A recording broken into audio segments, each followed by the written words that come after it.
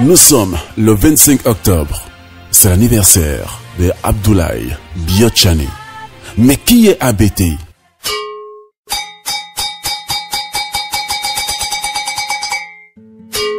Brin de lumière sur le président ABT. Un pur produit de l'unité nationale.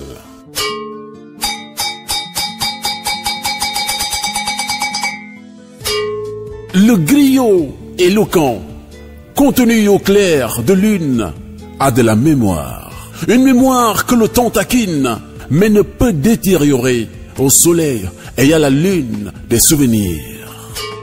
Oh, Palingan, emprunte la voix de ta sagesse au rythme du tam-tam qui fait danser des habiles cavaliers. Oh, danse! Ô chant, la naissance de l'enfant que chante l'harmattan, où la pluie était déjà signe d'un beau et meilleur présage.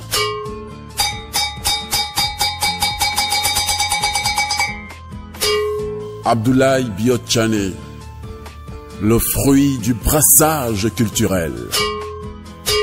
En effet, le petit Abdoulaye naquit à Djougou un 25 octobre 1952.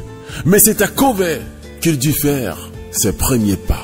Avec les enfants de son âge qu'il goûta à la cola culturelle.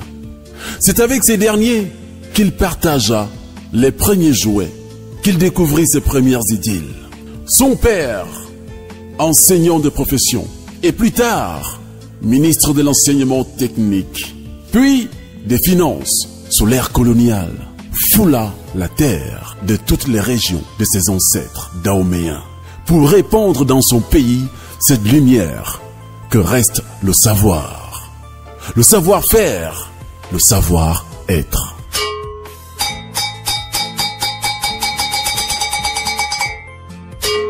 Abdoulaye Biotchane, le fruit de la tolérance interreligieuse.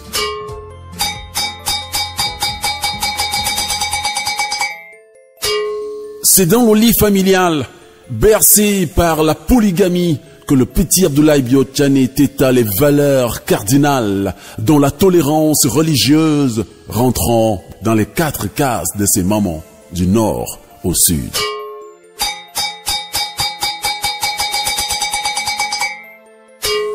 Son père, personne éclairée et altruiste, permit à ses épouses de pratiquer librement leur religion. Le petit Abdoulaye eut droit, comme ses frères et sœurs, ses berceuses qui invitent le paisible sommeil.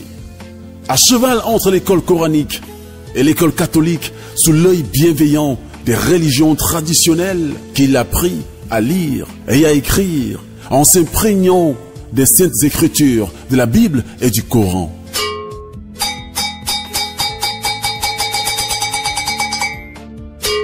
ABT, fruit de la diversité linguistique.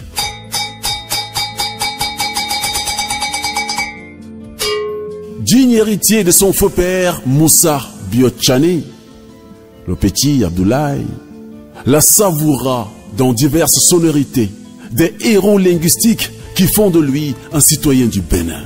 C'est dans les chaleureux bras de ses mamans, c'est sur leurs solides cuisses, c'est sur leur large dos qu'il a pris couramment le fon, le yoruba et le dendi.